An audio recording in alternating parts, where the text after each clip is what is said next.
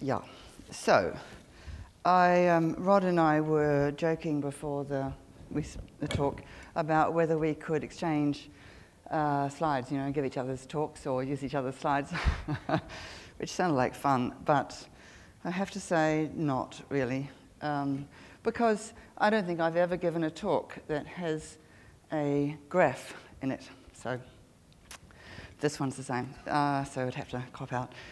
But good morning, and thank you for inviting me here. It's really fun. It's always intimidating to be back home, you know. But I called this talk Form and Formation, and also what makes architecture any good, because that's really all that we talk about with architecture. But I could equally have called it, it seems to me, blow up your ego. And this image, which some of you will know is on my Facebook page, was a favourite piece of graffiti of mine in Sydney before they demolished it for some horrible piece of rubbish. But I loved it. It was on the side of the, I think it was like the anarchist bookshop, you know, so of course. But I just think it's a sweetie. Anyway, so that is just a kind of a little sub-theme, really, which we'll come back to. Some of you will also know that the thing that I do write about architecture still, but what I really like doing most is writing fiction.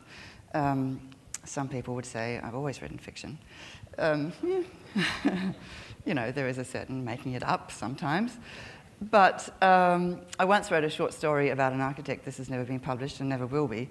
He was a young man, and it was a story about him arriving at a house that he designed and of which he was very proud. And he kind of, you know, drives in the days when I was writing it, was a Citroen. And he's very sort of dapper. Maybe he's a Sydney architect. And very, of course, self-conscious with clever glasses and funny hair. And you know, the perfect pencil and all the rest of it. And he's arriving for the photo shoot in this house, and his client is away, overseas. So he's timed the photo shoot for when the client's away so that he can rearrange all of the furniture and all of the decorations which she's installed, and of which, of course, he doesn't approve. So, and he's conscious that he needs to get the thing on the front pages, so it has to look Jamaican. And then, of course, she turns up unexpectedly, and it gets embarrassing and interesting. And I thought funny, you know.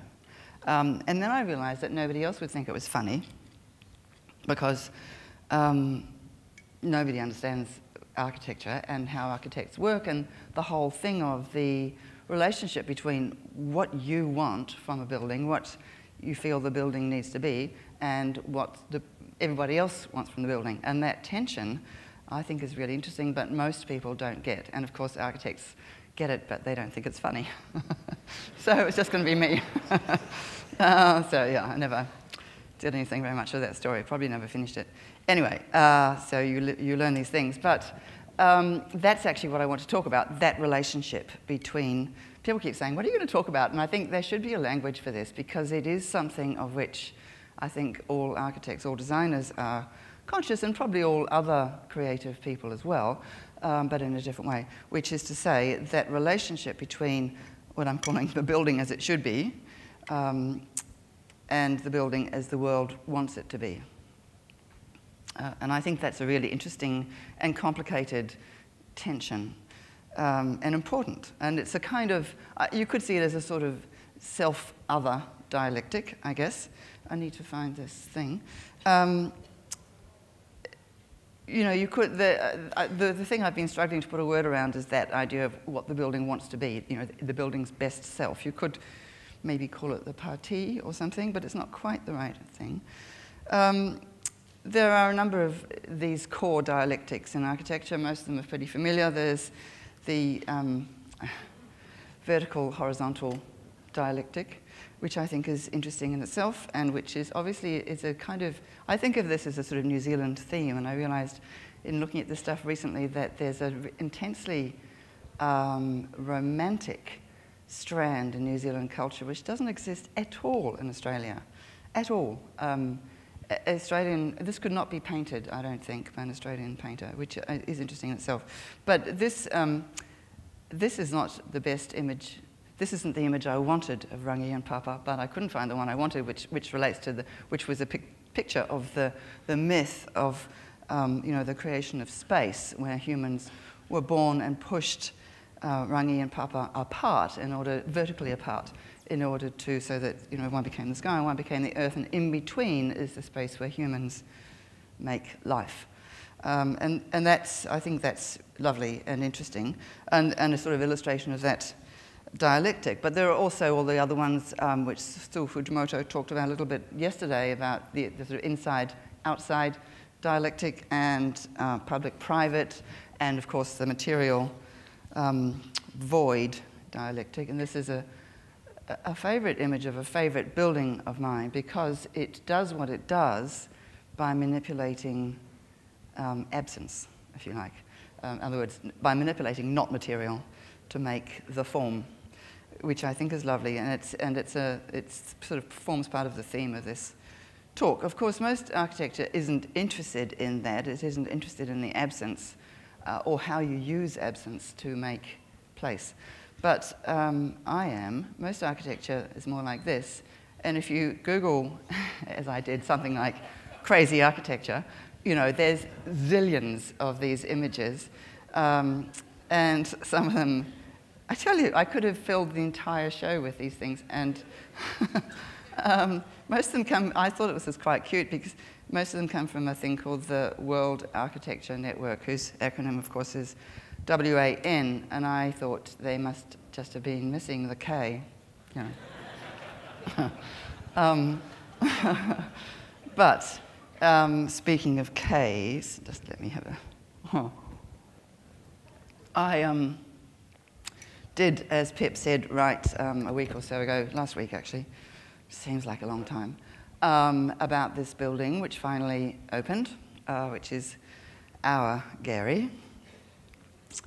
Its proper name is the Chowchak Wing Building, so everyone calls it the Wing Wing, which is maybe a bit mean, because it's not really a wing, it's absolutely standalone.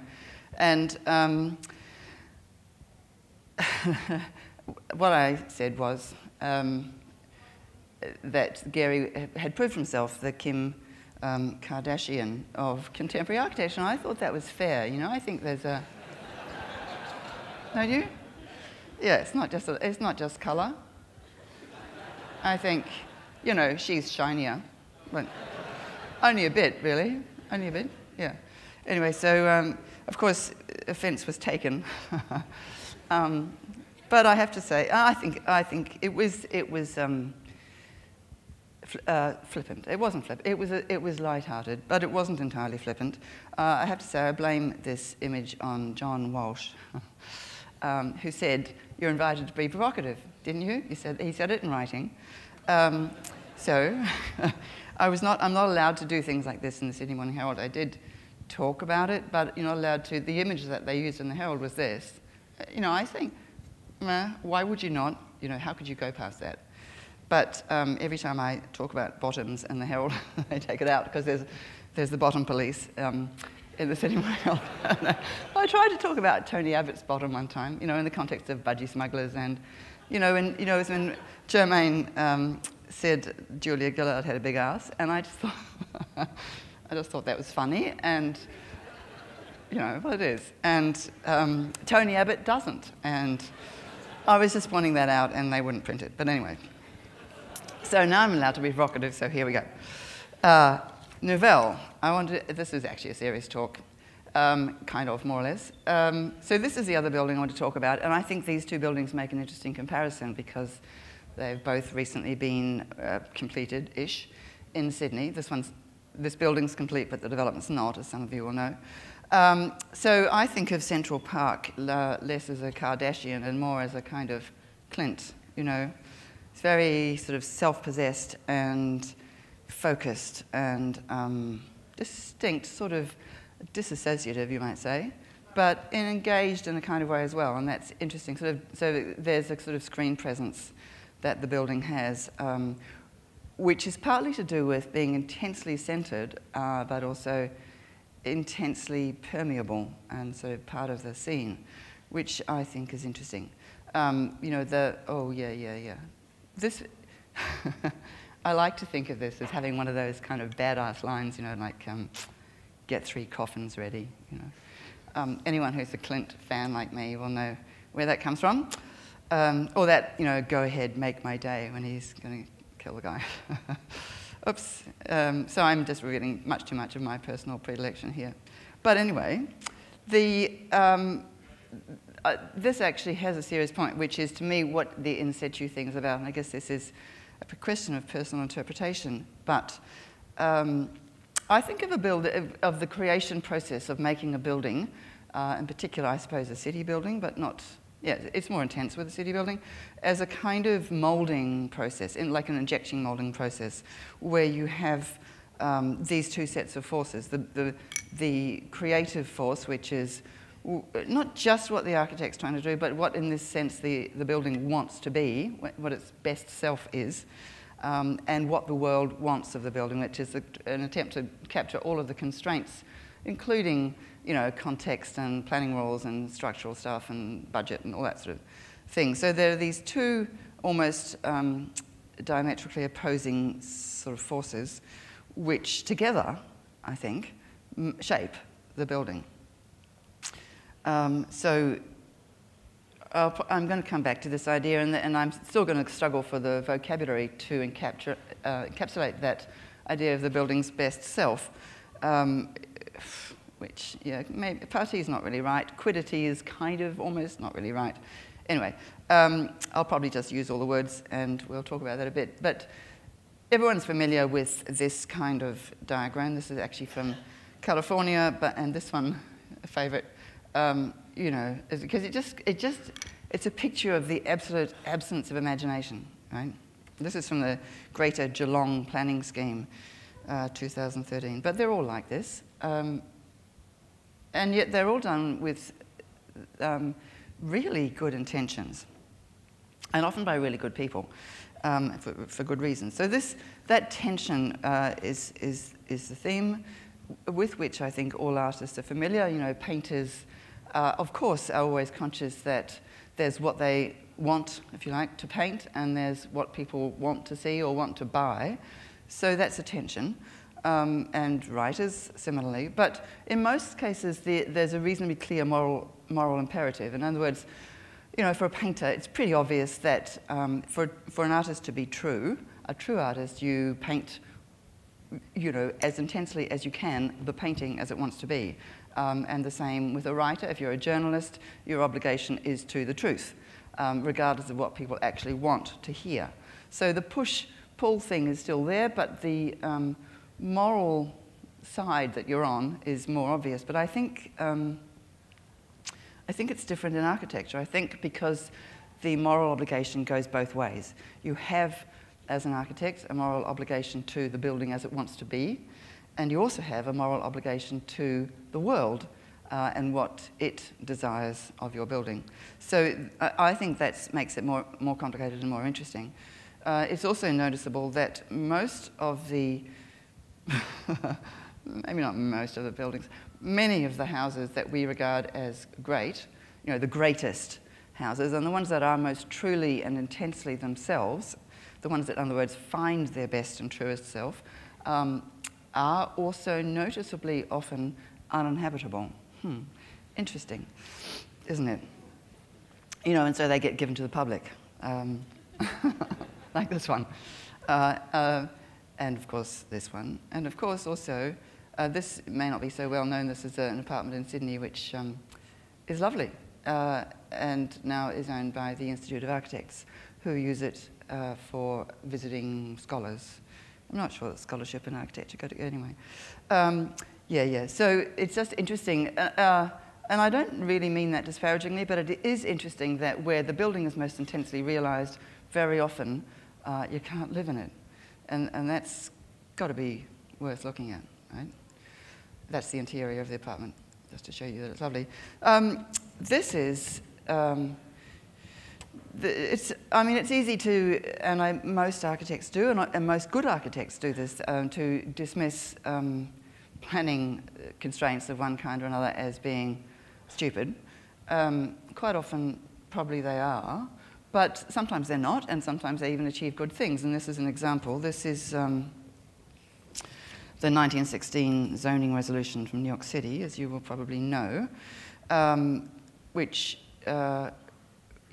which instituted the ziggurat thing, and they were very concerned, at the same time as Sydney was very concerned, that they were, if they had skyscrapers, they weren't going to get enough lights into the street, daylight into the street, and blah, blah, blah.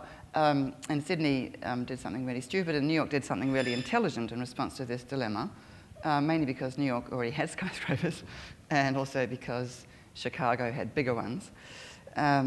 So this was the cautionary tale. This is the Equitable building, finished that year, 1916, and this is what everyone was terrified would happen, just this straight up from the street. It's quite cool, really. But they were worried that it was all going to end up looking like this, and so they put in place the zoning resolution, which of course produced, amongst other things, the Chrysler building, but also the lovely, that loveliness that you got for the next 2 or 3 decades in New York. And to some extent, that sort of thinking persists, and the sort of setback thing happens in a lot of planning schemes around the world for the same sorts of reasons. And I don't know whether it works. It probably gets some daylight into the streets more than you do in some cases. In Sydney, however, this was the cautionary tale. So whereas they had the Equitable building, we had Calwalla Chambers on the corner of King and Castlereagh. Sweet little thing. It terrified everyone to death. It sent them into paroxysms of fear about skyscrapers, and they started to say that everyone would burn to death and would not be able to jump, and the hoses wouldn't reach, and the ladders weren't long enough, and so they had to do something really stupid, but interesting, which was impose a statutory height limit of 150 feet, which is exactly the height of this building, because you can't downzone. That's the first rule of planning. And what that produced was this. So you can see, this is Sydney in 1971. I think it's lovely because you can see that's Australia Square. 1 or 2 skyscrapers. So that law was in place until 1957, and then it was removed, sort of by stealth. In fact, it's never been taken off the books. But what you can see, there's a sort of 2 things came out of it. One was there's a tide mark of 12-story buildings across the city where that just became the flat height. And so you got this incredible density. They all just had light wells and, of course, no views or anything. And then the minute Seidler hit town, everything changed for a lot of different reasons, and it's a good story in itself. But the other thing that I like about this image is the way it shows, because of that incredible density, you get those sort of goat tracks of streets, like sort of tracks in a wheat field. And I think it's really, that was quite lovely, a lovely moment. So this idea of making the rules to make the buildings that make the place, it has always interested me. It interested me, back when Jonathan Barnett was talking about that as the essence of urban design, and that's actually why I stood for council, which is actually why I became a citizen of Australia, by the way, because my name was already on the ballot paper, and they realised in order to elect me, I had to be Australian. Anyway, so that 20-something years ago, I stood for council on the basis that this would be an interesting exercise to see if you could shape the rules that shaped the buildings, that shaped the place in a way that was, life-enhancing. So I started to see this as a kind of pruning exercise. And quite often this exercise involves architects. Most of the architects who get involved in it don't understand it because they still think it's about doing the building design, in other words, the push and not the pull, or perhaps the other way around. So, but it's a kind of shaping the mold exercise rather than shaping the building. So yeah, this is just the pruning idea. I also think of it as a kind of parenting. But you'll see this. This is what I like: nurturing positive growth. And of course, you mustn't say that parenting is about anything other than everything positive these days. But pruning is actually the negative is an idea that I want to come to, because negative it is something. It isn't just a bad thing, This is a defense of the negative. The negative is the mold. Think of it in photographic terms. You know, the negative is actually part of the creative process. I think in making cities and buildings, the negative, the mold, is actually important. And it's important because it helps shape the buildings, but also because it's kind of negative. It's female in that sense. It's the female to the male of the building. And we've had these conversations before about, you know, female in a plumbing sense. But so it's a space-making thing, and that's what interests me. John Keats talked about a thing that he called negative capability when he was talking about poetry and what you needed to be a poet. And it was this capacity called negative capability, which is something a little bit like empathy or a little bit like compassion or listening. But it's interesting to me because to me it seems that there's a spatial analogy of that, which is this molding process and a space-making process. This is a street in Barcelona, which is really just an example of that. You know, everyone's across this in urban design. We've talked a lot about the space as the positive and the buildings as the negative, but in my experience, and especially as a counsellor involved in urban design, architects still don't think that way, and I think that Gehry in particular doesn't think that way, which is what I'm going to come back to, and it's actually my real beef with Gehry is that. So this is the space-making thing is about seeing the space as a useful antagonist. If you're writing a novel, there's a protagonist and an antagonist, and it's always that tension that makes the thing work, that gives it the drama and gives it the pace and the forward movement. I think it's the same in architecture, and I think it's really important to struggle to see this. So this is One Central Park, Jean Nouvelle again, and it looks, you know, at first sight it looks like just another object, another skyscraper with stuff on it, but actually it's very strongly making space, and it's one of the reasons I like it. These are the two towers. The top one, that one, is the taller one by a long way. This is much shorter, and that's an important relationship which I'm going to come back to in a moment.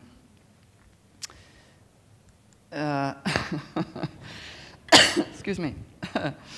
Frank Gehry, I think he's a nice guy. He's famously dismissive of critics and criticism, and that's fine. This was in Spain. This wasn't in Sydney, although he did pretty much say the same thing when he was in Sydney the other day. He came to Sydney twice for that building. Once was to do the back of the envelope thing, and which is, there's a little scroll which the Herald printed the wrong way up, which I thought was funny. Sideways, actually. I'm going, this is a section drawing. And I said, how are we supposed to know? Anyway, and he texted, from the airport, he texted his client and said, oh, by the way, I think it's like a treehouse, and it's got this organic form, and it's got the, you know, the stem, or the trunk maybe, of learning and all of these little spaces that come off it. And of course, they fell head over heels in love and appointed him. But really, there's an arrogance. And I'm not saying that in a bad way, necessarily, because arrogance, I think, is necessary in architecture. And that's another thing that interests me. This is Frank Lloyd Wright, of course. This is actually in the Bride of Denmark, which is gone now, it used to be in the basement of the Architectural Review in Queen Anne's Gate in London, where I worked for a minute. But that's right, well before my time, of course. And this is Ove Arup, and there's Schultz. No, Maxwell Fry, that's Maxwell Fry. Anyway, a gathering of the greats, but of course the greatest of the greats was Wright, who famously said, when Brendan Gill said to him on television, they're both smoking. That's how old it was, black and white TV. Brendan Gill said, so Mr. Wright, some people say you're the greatest living American architect. And Wright sort of takes a puff and a cigarette and taps his cane on the floor and says, I say, what's with living? What's with American? Not many architects would say that. these days, but a lot of people still think like that. You'd be surprised. And to some extent, it's necessary. You know, to get a building built is a huge thing. And I used to watch Seidler at work in Sydney a lot and listen to him rage. And it's necessary. It's necessary to believe that what you're doing is the right thing. So there's an interesting conundrum between that kind of intense self-belief or arrogance and the kind of listening that's also required. And I think those things are often uncomfortable partners. Of course, Nouvelle can also be arrogant. This is Nouvelle in Barcelona doing what's clearly an object. But this is what's resulted in Sydney, and I think it's really interesting, and it makes a very interesting comparison with the Wing, the Chow Chak Wing building, because of how they seem to be quite similar in a way, because they're both quite attention-getting and they're quite close to each other physically. In fact, this is, most of you know, that's Central Station. So this is north up the page. This is the Central Park site. So the Nouvelle building sits there on Broadway. And let me just see, the Gehry building is up here. Just between, so that's the Philip Cox UTS library building, law school thing. And that's the powerhouse, and this is the ABC, and that's where the Gehry sits. And that's interesting partly because, oh yeah, and that's, yeah, I'll come back to that. So this is Central Park, and those two towers, the low one and the tall one, are Nouvelle's buildings.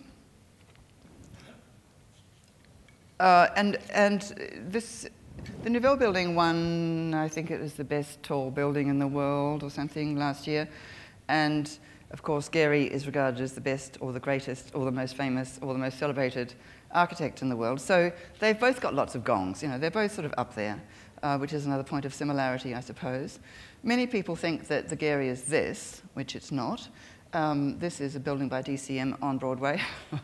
This is just a point of clarity, because a lot of people in Sydney and even a lot of architects in Sydney still think, even though the building's open, that this, which is a mesh-covered DCM building on Broadway, and that's what it's like at street level, is Gehry. I don't know, it's, you know, Gehrish, but not necessarily Gehry, slightly different. Or maybe they just think if it's mesh, it's got to be Gehry, I don't know. But anyway, that's not it. But this one is interesting. And I just wanted to run through a little bit of a comparison quickly on the two developments, because I think, you know, every time I say, I don't think the Gehry's that, you know, and everyone leaps on me and I get attacked. So this is maybe slightly defensive, but I just wanted to try and explain why I think this building is interesting and the other one's not. And it's interesting because the form of the building, what they did strategically, Broadway runs along there. The UTS tower is directly across the road. That became the precedent, because everything in the city is done by precedent, because no one can understand whatever else there is to guide urban design, so it's always what already exists. So you have one tower, then you put another one next to it, and that makes a gateway, and then that's all cool. So that's what they did. It's true. That's true. Because we've got this legalistic model which says that precedent is everything. So this is, well, it turns out exactly the same height as the UTS tower. This one's obviously slightly lower. Those buildings were on the north. That was a problem because it meant that they were overshadowing their own site. And so we end up with the heliostat, which you'll be aware of, which is the great cantilever sort of mirror job that sticks out cantilevers from the tall tower and also bounces light off the lower tower. And it also set, because they wanted to have a park. And one of the really interesting things about this development is that it had a really interesting developer who is a Singapore-based ex-surgeon called Dr. Kwek. And he, everyone still calls him Doctor, he had this idea that he wanted to make, he wanted to use really interesting architects. He always uses interesting architects. He wanted to work again with Nouvelle, and then Nouvelle brought in Patrick Blanc, so they got the vertical gardens, but he also wanted to make a precinct. He wanted to open up this big brewery site, which had been closed for 100 years to the public, and make it permeable, and also make a big garden in the centre. He comes from Singapore, so the garden thing is, big. And he had the gumption to do it. Everyone else is going, this is so not going to work. You can't put a garden on the south of a tower.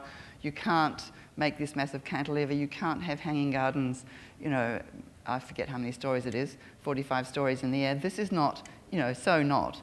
And he just thought, I'm going to do it. And he did it. And even when it was being built, people were saying, it's not going to work. People are not going to water those things. But they do. And this is, by contrast, really, so let me just a minute. So what it's also done is established lots of new little laneways and pathways and walkways and underground things where you go through the shopping centre and up onto Broadway. So it's really transformed the area from the pedestrian point of view. There's also a certain amount of car traffic, not very much, and a little bit of heritage and, the usual, I suppose, 5 green stars. It was supposed to be 6, but the tri-generation hasn't been fully commissioned yet, so they lost a star. But it's really interesting. In Sydney terms, it's really interesting and bold and quite daring. Whereas the Gehry building has this rather, everyone thinks this is innovative because it's got funny shapes and curves and it's kind of clever, but you can see what it does with the site. It's a boring site on a corner in a sort of nowhere bit of town, really, and it just says, okay, so this is my site, this is the building, and those are the bits of leftover space. So on this, I want you to note this corner. This is the main entrance. So you come round the back, that's on a street called Mary Ann Street, which is a little dead-end street. This is going to be the Ultimo walkway, which is our sad little answer to the High Line. It's actually going to be quite sweet. It's quite nice. But these sort of leftover bits of space are really awful, actually, and really disappointing. You think we would have learnt this stuff by now. So back to Central Park. So those are the 2 sets of mirrors. Actually, you can't see the ones, but there's mirrors on top of this building, which might be next. No, it's not. And then they bounce the sun up to... So these are the ones that are actually called the heliostat, because these ones move. They track the sun. And these ones do not move, but they appear to flutter. And at night, they become an artwork. So it's quite pretty at night, but it's quite interesting in the day, because it actually works, which blows you away. Something that actually does what it's going to do. And it doesn't, the light that it produces in the garden behind is not, they're very careful not to make it sort of focus anywhere, so it's quite diffuse and soft, but quite nice.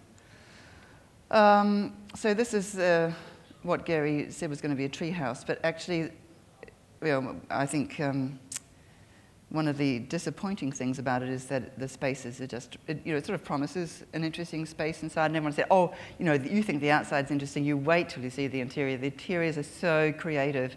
This is a business school. And it's anyway. So this is the interiors, just comparison. Interiors of Central Park now.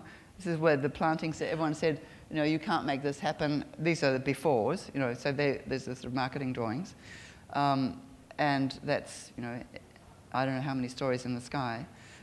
Everyone's going, have you got any idea what Sydney's climate's like? That's facing west. I don't think so. There's wild winds, but actually it does work. This is the Sky Garden, which is just above, sits actually, that floor is actually, the cantilever sits out here. So this is just sitting on that cantilever, really. And there's a little spa bath thing there, which you can use, it's kind of sweet. This is just Gehry's own house in Santa Monica, which strikes me as being reasonable. You could almost say this was like a tree house. It's kind of sweet. So it's not that Gehry couldn't do it. It's not that I think it is that he's not interested in space, and he really doesn't have any interest in what anyone else wants or thinks.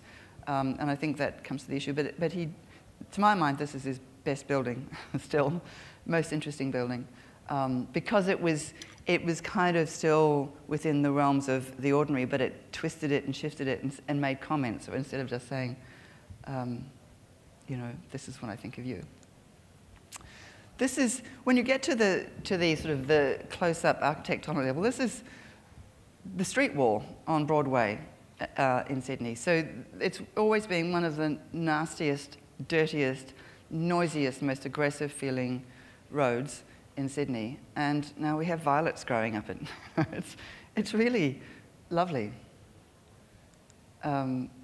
This is Gehry. I think there are 320,000 bricks in the building, every single one of them.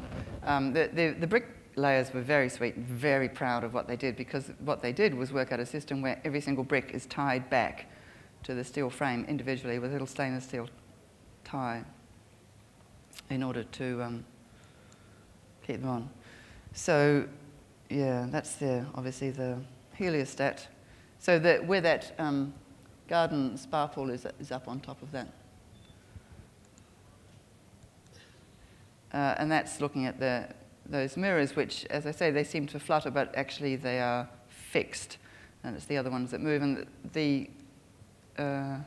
so this is what the heliostats look like on top of the lower building of the two towers.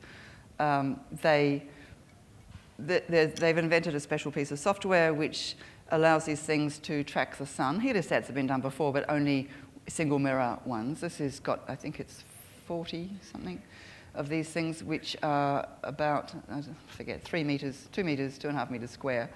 And they move to track the sun. When there's a very high wind or some other disaster, they self-stow facing south. So because the worst danger was that they would send stray reflections into the eyes of drivers or people, in their living rooms.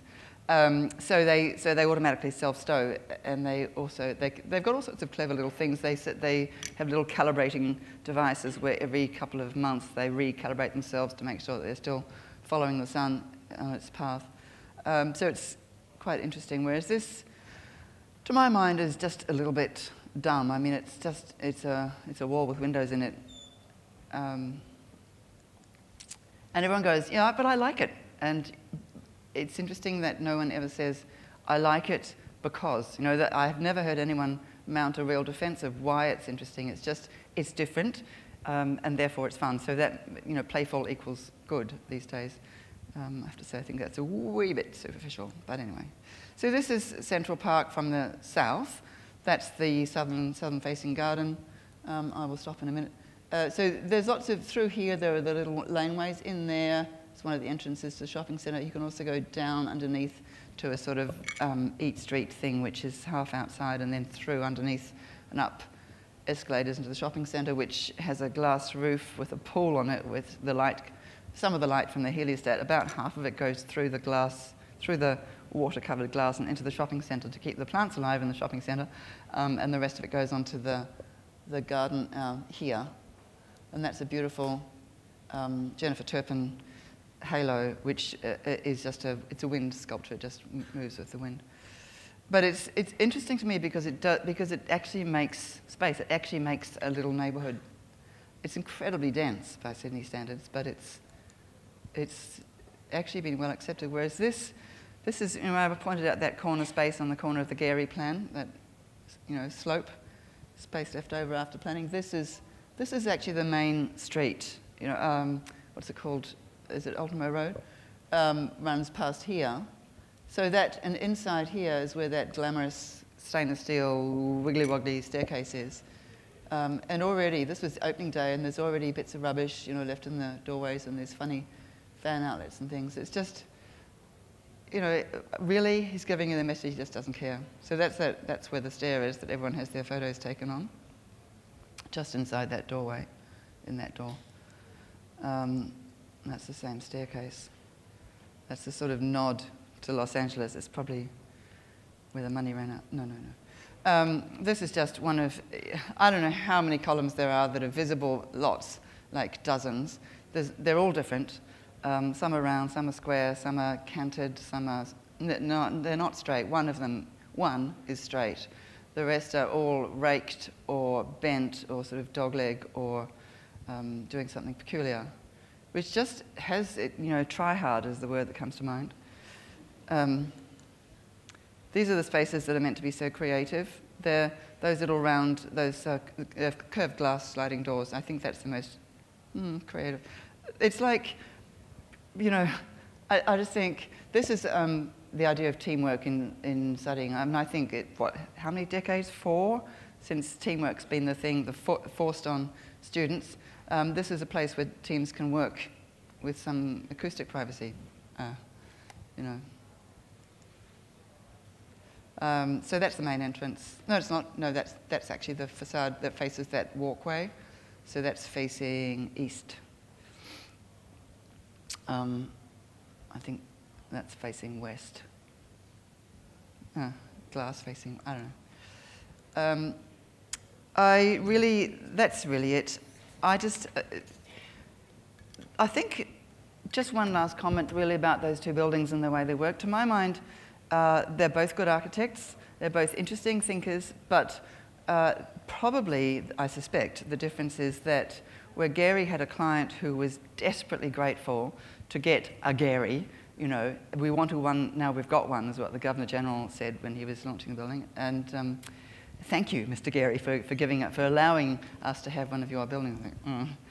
You know, it's just, I think a weak client is a very bad thing for an architect. I think, by contrast, having the kind of client that Nouvelle had, who is not just strong-minded and determined, regardless, to do something adventurous, but he was strongly imaginative. He was providing an imaginative force to sort of counter Nouvelle's. And so that engagement became really muscular and interesting and really creative in a way that probably Nouvelle, or possibly, I guess, might not have been by himself. But that became a very creative partnership. So it seems to me that it's a kind of listening thing, and that negative, the moulding thing, has a sort of counterpart.